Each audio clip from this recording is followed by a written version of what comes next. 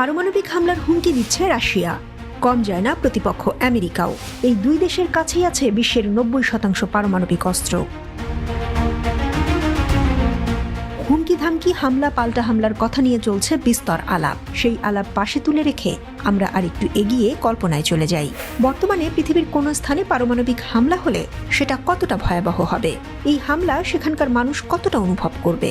নাকি কিছু বুঝে ওঠার আগেই সব শেষ? কি ঘটতে পারে সে সময়, সেটা দেখার মতো কি কেউ থাকবে? দ্বিতীয় বিশ্বযুদ্ধে জাপানের হিরোশিমা ও নাগাসাকি শহরে পারমাণবিক বোমা ফেলেছিল মার্কিন যুক্তরাষ্ট্র। পৃথিবীর ইতিহাসে মানুষ মারার জন্য এই অস্ত্রের ব্যবহার আজ পর্যন্ত ওই প্রথম, ওই শেষ। হিরোশিমায় ব্যবহার করা লিটল বয় নামের অ্যাটম বোমাটির শক্তি ছিল 15 কিলোটন টিএনটির সমান, কিন্তু আজকের সবচেয়ে শক্তিশালী পারমাণবিক বোমাটি লিটল বয়ের 80 গুণ। এমন বোমা বিস্ফোরণের আশেপাশে কেউ যদি থেকে থাকে, বেঁচে গেলেও জীবনের বাকি দিনগুলো মৃত্যুর প্রহরী গুনবেন তিনি। প্রথমে এই বিস্ফোরণে তৈরি হওয়া ব্লাস্ট ওয়েভ চিরচেনা চারপাশ পিষে মাটির সঙ্গে মিশিয়ে দেবে। ভেঙে পড়বে উঁচু উঁচু সব ভবন। মানুষজন উড়ে যাবে টিস্যু পেপারের মতো, নিমেষেই সব ছাইয়ের মতো উড়বে।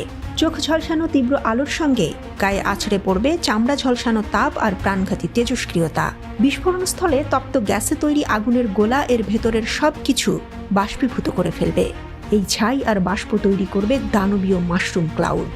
নিজেকে বাঁচানোর জন্য হাতে আছে মাত্র কয়েক সেকেন্ড। কি করণীয় তখন? নিউক্লিয়ার এক্সপ্লোশনে সৃষ্ট তীব্র আলোতেই ত্বক পুড়ে যাবে। জাপানের সেই বিভীষিকায় 50% মৃত্যুর কারণ ছিল এই আলোর ঝলকানি। ওই আলো চোখে পড়লেই অন্ধ হয়ে যাবে মানুষ। এই ঘটনা দিনে ঘটলে ফ্ল্যাশ ব্লাইন্ড থাকবে 2 মিনিট, কিন্তু রাতে এই বিস্ফোরণ দেখলে ভুগতে হবে আরো লম্বা সময়ে।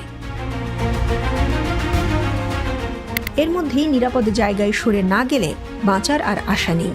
সেকেন্ডের ভগ্নাংশের মধ্যে নিউক্লিয়ার ফায়ারবল আকাশের সমান বড় আর উঁচু হয়ে উঠবে।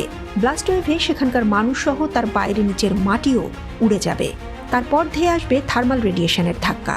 তার পরের ওয়েভে বোমা থেকে সৃষ্ট থার্মাল রেডিয়েশনের প্রায় পুরোটাই ছড়িয়ে পড়বে চারপাশে। বিস্ফোরণ থেকে 8 কিলোমিটার দূরে থাকলেও এতে মুহূর্তেই চামড়ায় তৈরি হবে 1st degree burn. 3rd degree বার্নেও চলার শক্তি হারাবে লোকজন। বিস্ফোরণের 1 মিনিটের মধ্যেই গামা আর নিউট্রন রেডিয়েশনে আক্রান্ত হবে সব মানুষ, সবকিছু। ব্লাস্ট ওয়েভ আর হিট ওয়েভ থেকে বাঁচতে পারলেও এই তেজস্ক্রিয়তা থেকে বাঁচতে পারবে না কেউ। পুরো পরিবেশ রেডিও অ্যাক্টিভ হয়ে উঠবে।